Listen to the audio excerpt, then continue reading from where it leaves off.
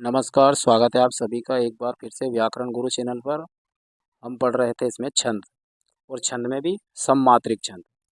सममात्रिक छंद में आज हम अगला छंद देखेंगे, दिक्पाल छंद। दिक्पाल छंद यह भी एक सममात्रिक छंद है। इसके प्रत्येक चरण में 24 मात्राएं होती है। दिक्पाल छंद में यति 12 एवं 12 अर्थात 12 12 पर मिलती है।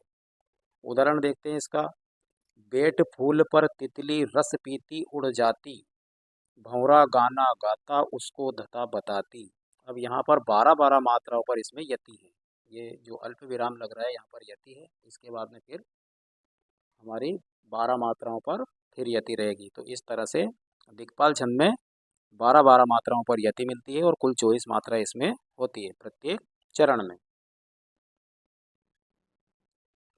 नन्हे मुन्ने बच्चों के मन बेहद भाती, कांटों से बच रहती फूलों संग मुस्काती।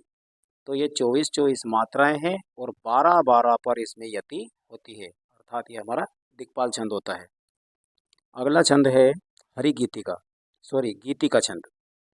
गीतिका छंद यह भी एक सममात्रिक छंद है। इसके प्रत्येक चरण में 26 मात्राएं होती है। गीतिका छंद में यति 14 एवं 12 मात्राओं पर मिलती है, अर्थात 14 और 12 मात्रा पर इसमें यति मिलती है। देखते हैं सर्वप्रथम उदाहरण।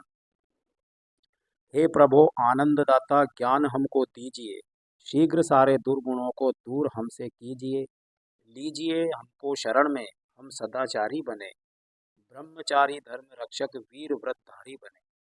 तो ये हमारे इसमें 26 इसमें मात्राएं भी लगी हुई है और यति जो है वो 14 12 पर है। एक उदाहरण और देखते हैं।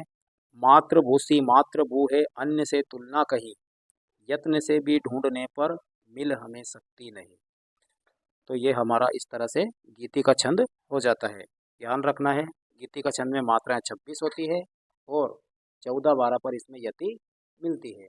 तो इससे ही मिलता जुलता हमारा जो अगला छंद है वो है हरिगीति का छंद।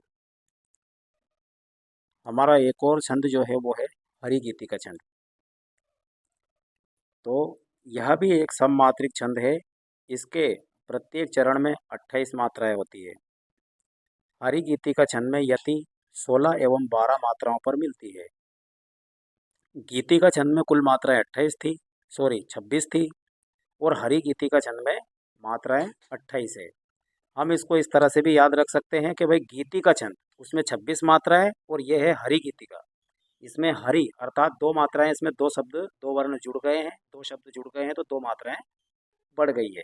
तो हम इसको इस तरह से भी याद रख सकते हैं, क्योंकि गीति का और इसमें वृद्धि हो गई है 2 वर्णों की, हरिगीति का, तो 2 मात्राएं भी इसमें बढ़ जाएगी। हरिगीति का छंद में जो यति है वो 16 12 पर मात्राओं पर मिलती है और गीति का छंद में हमारी 14 12 पर मिलती थी। इसमें हमारी 2 मात्राएं बढ़ गई तो यहाँ पर 16 हो जाएगी। तो इसमें यति 14 12 पर मिलेगी।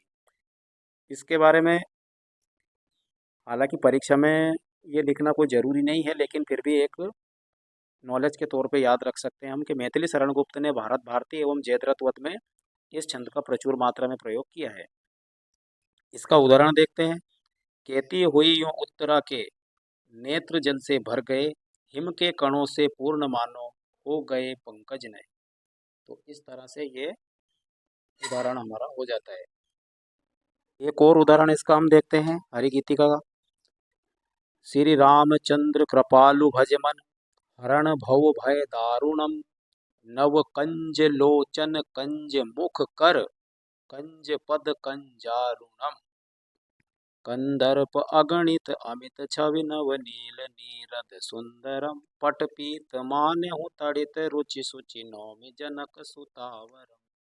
बिल्कुल सरल उदाहरण है और बहुत अच्छा उदाहरण है, तो हम इसको भी याद कर सकते हैं।